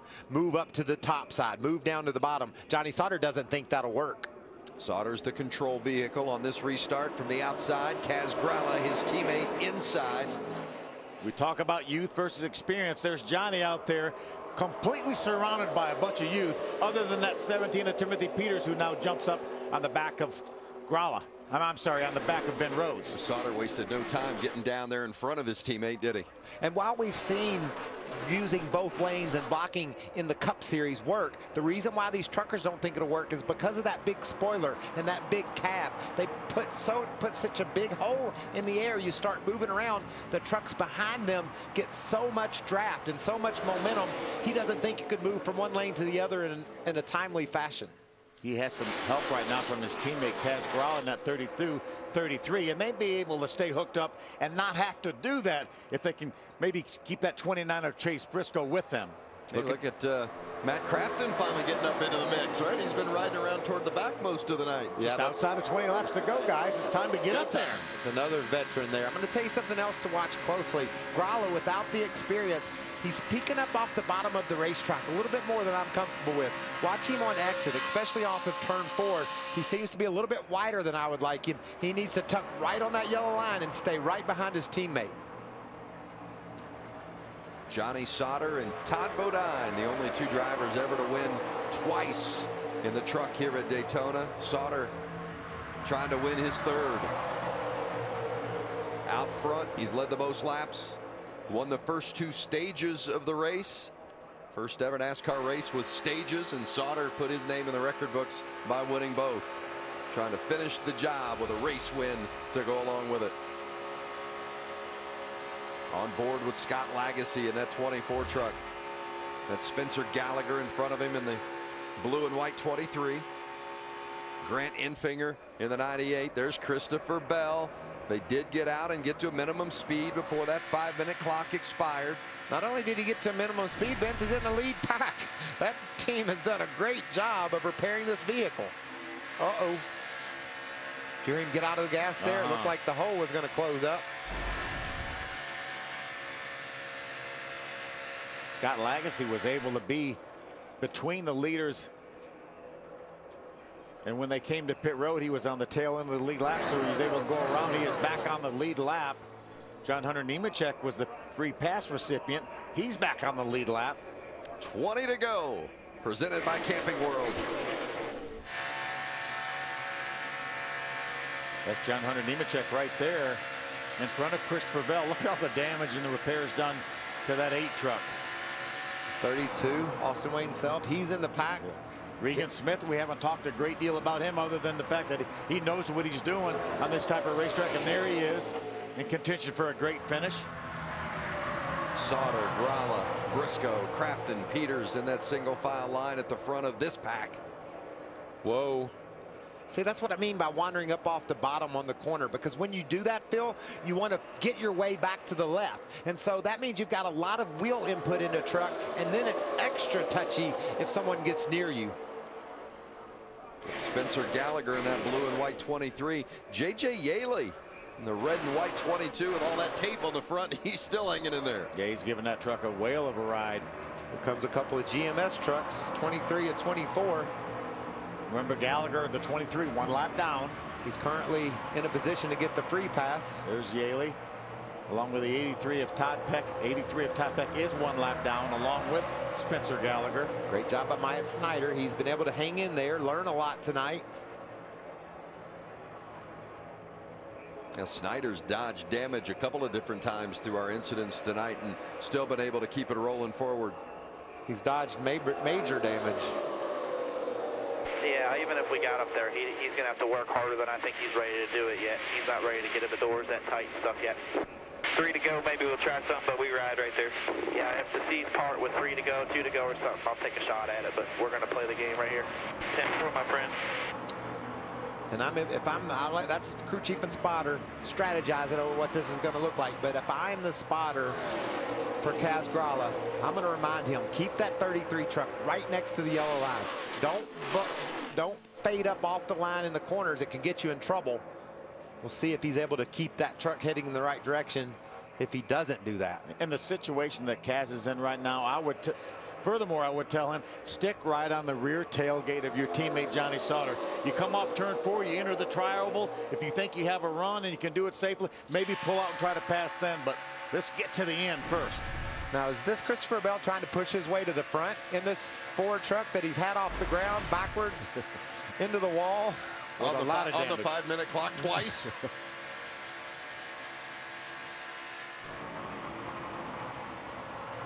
Boy, if that truck ever doesn't sniff a draft, though, Phil, he'll drop like a bag of rocks, won't he? Well, he sure will. You see John Hunter Nemechek with a lot of damage to his truck, and he's got his dad, Joe, behind him. They get lined up now. They may be able to catch this front pack here. There's a little bit of a gap, about 6-8 truck lengths behind Regan Smith. Bell and Self in that 44 and 32. You see that truck gets out there in the air. When it hits the air, it just stalls out. Here comes help. Buddy, my truck isn't in much better shape than yours, but I'd like to give you a push, and it's going to work. You can see Bell is going to clear the 32 truck, but he's going to stay outside and help his teammate. These are going to be the longest 16 laps of Kaz Gralla's life, I can promise you that. Johnny Sauter's been there, done that. He knows He's just playing the game, being patient, understanding there's going to be a mess coming. Kaz Grala doesn't really know what's coming. Well, how about Grala there, the second truck, and Chase Briscoe, the third truck in line? It's Grala's, what, how many races has he run? A handful. And Chase Briscoe, this is his first truck race ever, squeezed between the veterans, Johnny Sauter and Matt Crafton. That's the truck series in a nutshell, right? They basically run the least, and the two that are around have run the most. And I would love to see these guys just stay like this till we get down towards the end. But you know they're not going to wait till the last lap, because you've got guys running 6th, 8th. They say, we can't win this race from 6th or 8th. We're going to have to move up and make it happen earlier. Timothy Peters hanging around as well, running 5th. Caitlin? Yeah, Vince, and we talked earlier about some of the new driver crew chief pairings this season. One of them is Timothy Peters and Chad Kendrick, but not the first time they have worked together. Actually, Chad worked at Red Horse Racing in 2009, helped guide Timothy to his very first career win in the Truck Series as a crew chief. So Chad told me earlier, the learning curve, not very significant for these two. And right now, he's been holding down a 5th spot here on track, guys.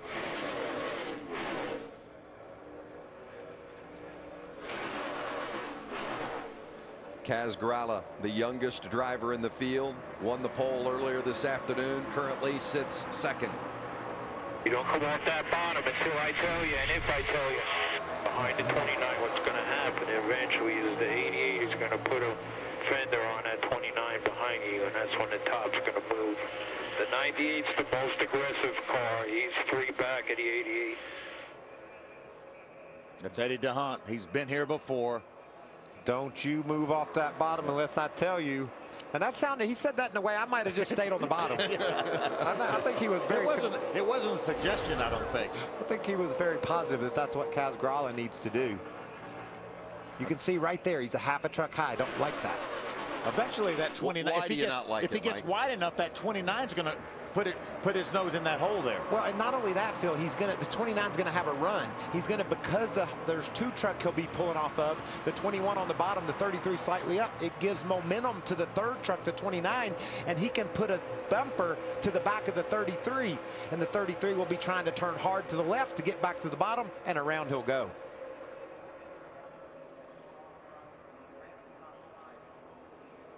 More on Chase Briscoe in that 29 with Hermie. Vince, we got to give a call out to Chase and this 29 team. Got himself into a little bit of trouble early on tonight. Made some contact and caused a big wreck, or was a part of a big wreck. But give him a lot of credit for coming back and getting himself in this position. First ever start in this series. New crew chief as well, Mike Hillman Jr. A lot of experience.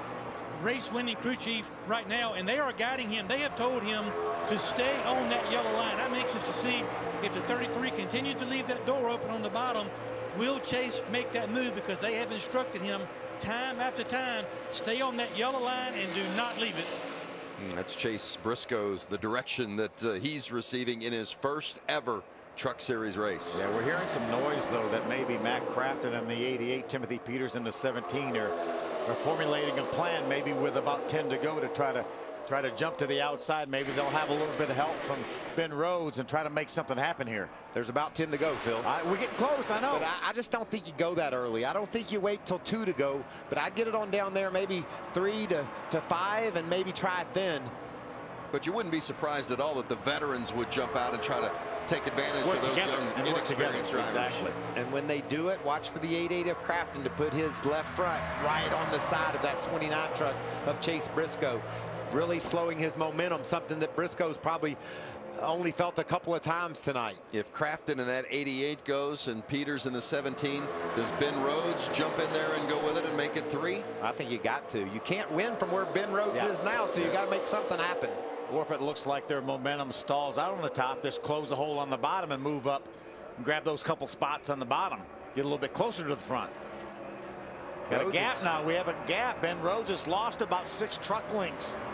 See if someone comes straight to his bumper, because if they do, that 6 truck length deficit will be gone by the time they get to turn 3. It's gone now, Mikey. It's gone now. Is he going to pull out? You think maybe that was a ploy by Rhodes? We saw him be really... A little bit of a test, maybe? Yeah, fall off that lead truck, see how fast he can close the ground. You saw him get 6 truck lengths in 1 straightaway.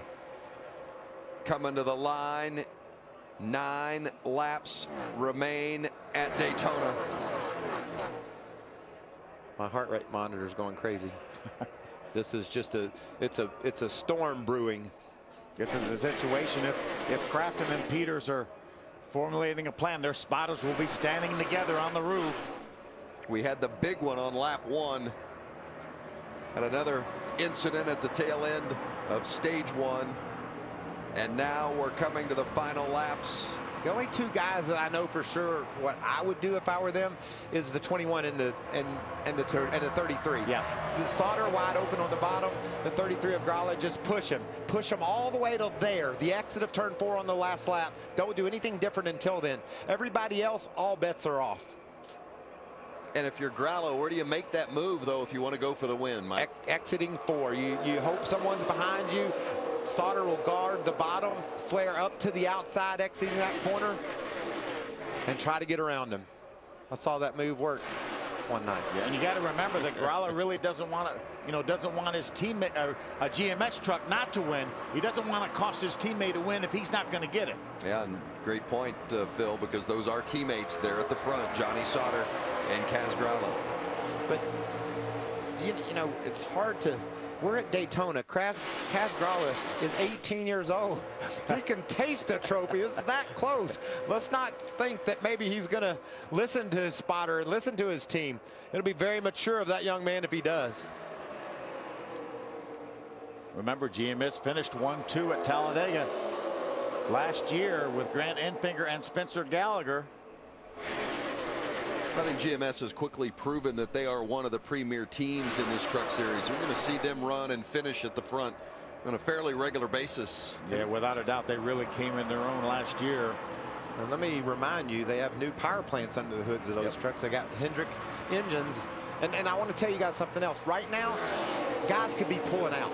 They are choosing to ride in line, logging laps, getting down to 2, 3, whenever they decide is the right time to make that move. Because of all that energy back there, they could be making those moves now. They're not doing it on purpose.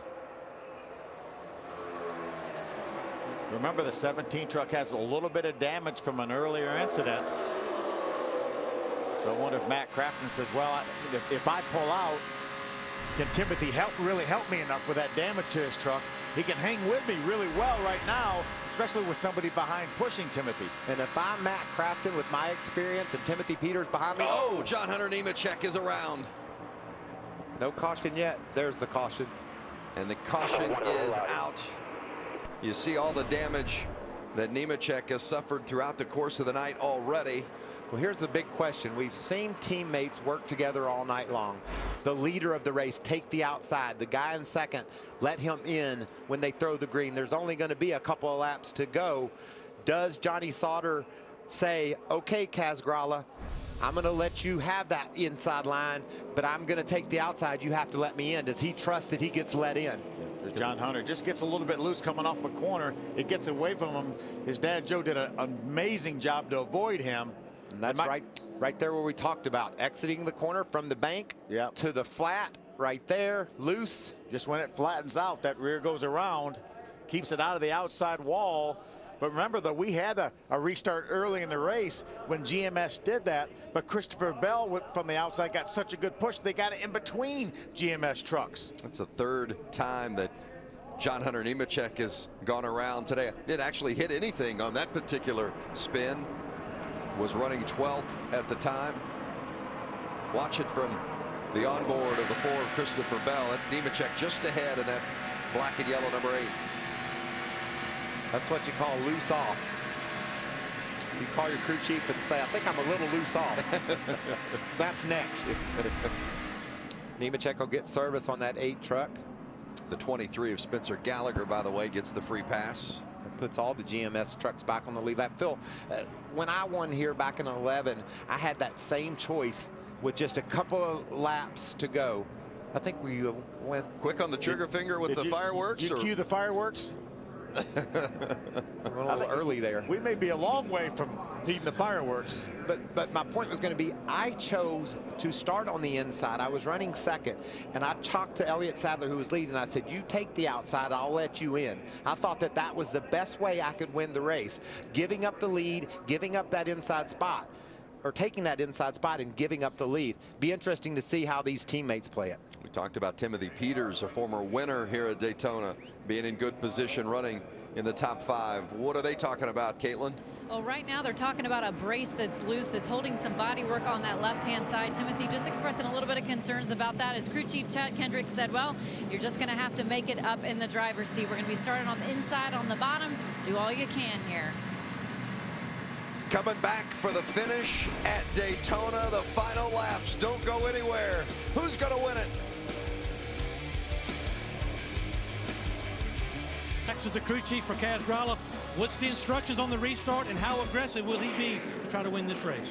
Well, we just need to keep working with our teammate. You know, kid's never done this before, so he's doing a good job trying to stay in line. Eddie's doing a great job spotting, and we just want to run all the laps, you know. So one more thing real quick. I just want to give a shout out to Jeff. We're thinking about you. Jerry Baxter. Well, he did it, Phil, just like I talked about. He gave up the inside. Johnny Sauter will now pull over in front of Grala, but remember, Grala's got to have the restart of his life. Because Matt Crafton wants to go with Johnny Sauter. That's right. Matt Crafton's going to be pushing hard.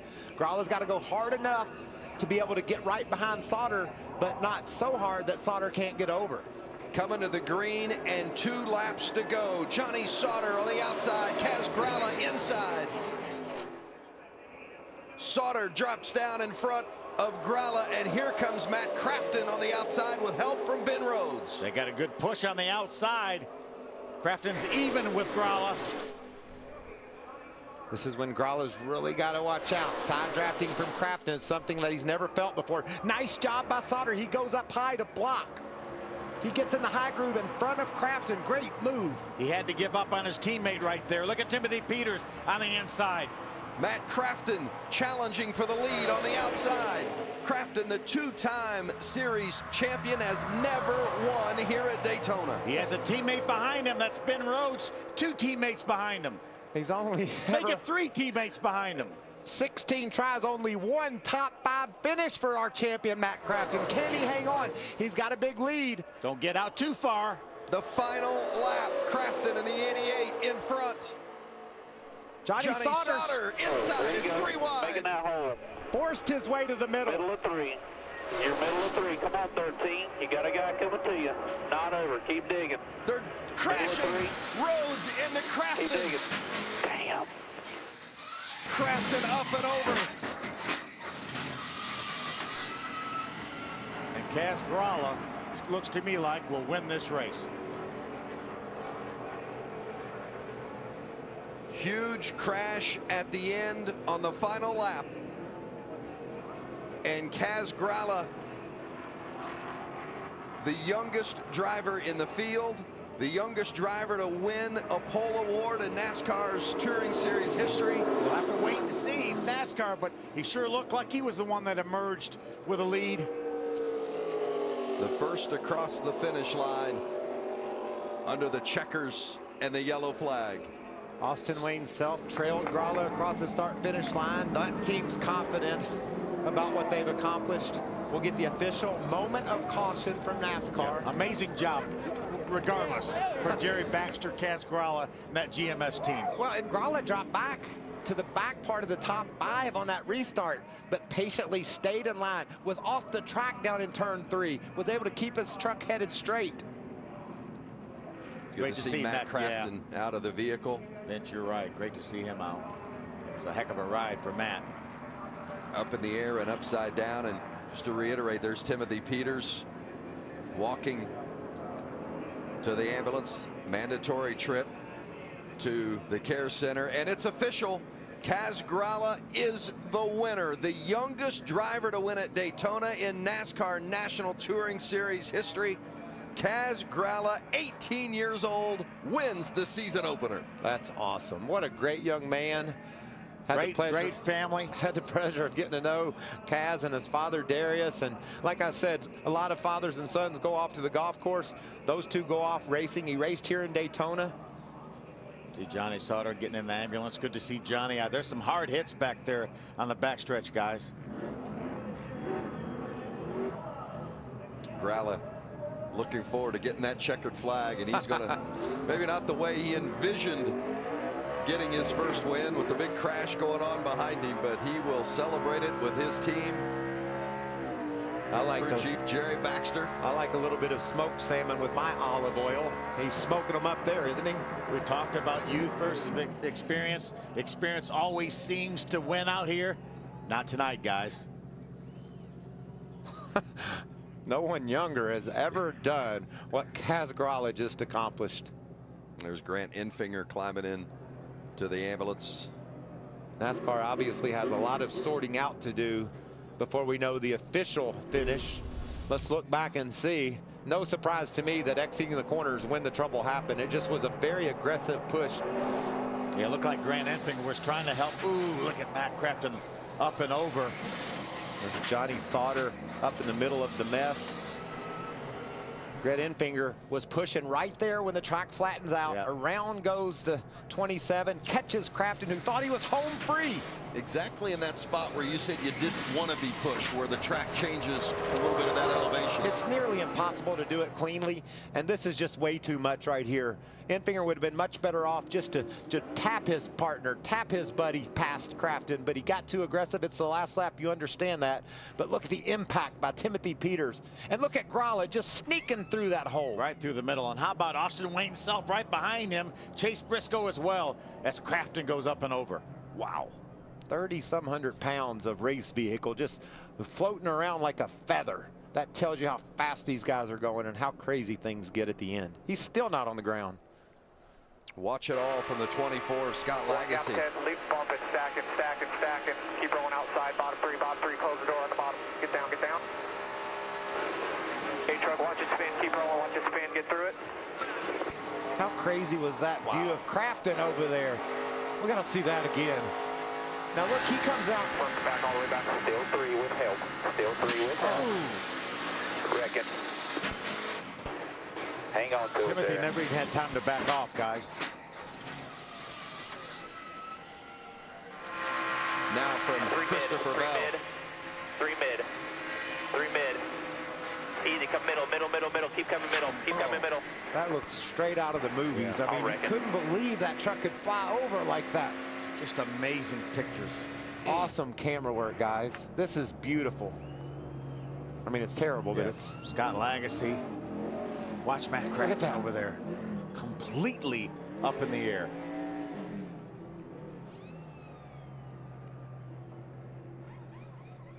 Unbelievable. So thankful that everybody's okay. We saw Crafton in that truck, the yellow 88, walk away from this mess. Look at it land on the 21 of Johnny Sauter. Scott Lagasse. There's Myatt Snyder, the 51. You see Lagasse, he's one of the first trucks to clear, so he's going to get a decent finish out of this. Be interesting to see how NASCAR scores them after that big mess on the back. Some of them on the hook. This one's on the truck as the winner, Kaz Grala at Daytona.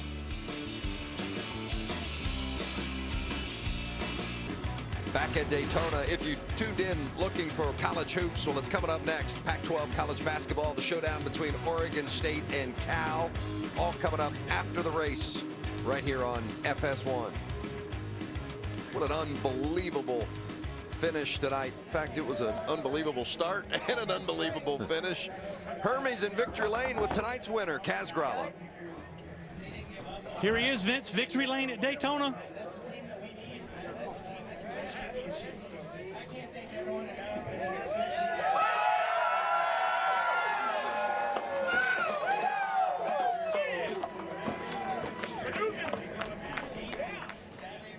You take the scenic tour to get to victory lane. You're celebrating all over the property. 18 years old, you're in victory lane at Daytona. How did you win this race? Oh, I wish you could tell me. Oh my gosh. Yeah, I didn't know what I was doing out there. I don't know how to do a donut. I don't know how to do a victory lap like that. I just know I'm Polish, so I figured I should drive backwards. That was freaking awesome. I can't believe we won Daytona. This completely changes our season and the way that we can play it. This is huge for our organization and for myself, for Jerry, for GMS, Kiklos. I mean, oh my God, I can't even believe this. How about your emotions on those final couple laps? The restart, then you fall back, and you barely worked your way through that wreck. My radio cord came out on lap 79, so I drove almost to the end of the race with no radio. Oh my God, someone flipped. I drove almost the rest of the race without a radio on, and barely for the green-white checkered I got a radio on. And honestly, I got lucky coming out of 2 there. I just didn't lift, and luckily everything went crazy around me. Hope everybody's all right there, but oh, I'm so happy with the way that played out. I can't even believe it. And you mentioned this changes your season. How? Well, I mean, we can do a lot of R&D here going forward. I mean, I've never been on a 1.5 miles in my life, so I'm looking forward to not having the pressure to win. Of course, we'd like to get more wins, as many as we can, and especially to lock ourselves in for sure. We'd like another one, but right now, I mean, there's no better way to start the season. On the pole, won the race. You can't have a better day than we had here in Daytona. I'm so happy. Well, Kaz Grala, he is a rookie, but it does not matter. He's in victory lane at Daytona. Thank you. Great stuff, Hermie. Don't you just love that young enthusiasm? I mean, Daytona would do that to me, and I'm old. He said, I don't know how to do donuts. How about the average age of that top 3? 20 years old. Wow, how about Austin Wayne stuff? What a great job that young man did with a lot of damage in his truck. About a night for the Nemecheks, 4th and 5th, John Hunter and Joe. Yeah, but Joe really messes up that top 5 average age thing. So thankful to see Matt Crafton and Johnny Sauter, Timothy Peters all walk away from those trucks under their own power after that unbelievable incident. Caitlin's with Johnny Sauter. Yeah, Vince, he's just been released from the medical center. Johnny, walk me through what you experienced from your perspective.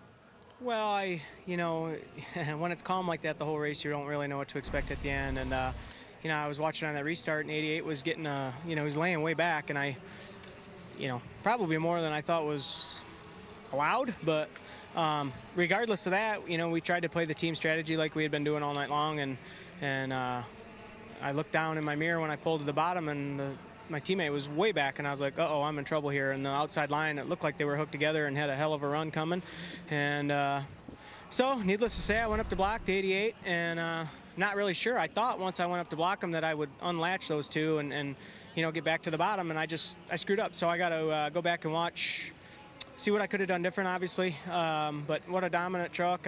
You know, I can't thank everybody at Allegiant enough, and everybody at GMS, Hendrick Motors, Chevrolet. Man, what a great truck. There's probably some things I could have did different, and I'll study it. Thank you, Johnny.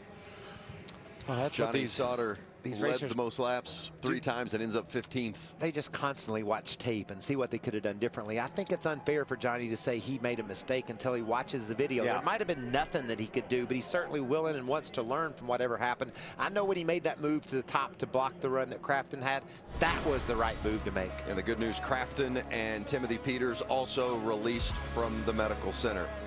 College basketball coming up next. Oregon State and Cal right here on FS1. But tip the cap to the 18-year-old kid, Kaz Grala, the youngest winner ever at Daytona.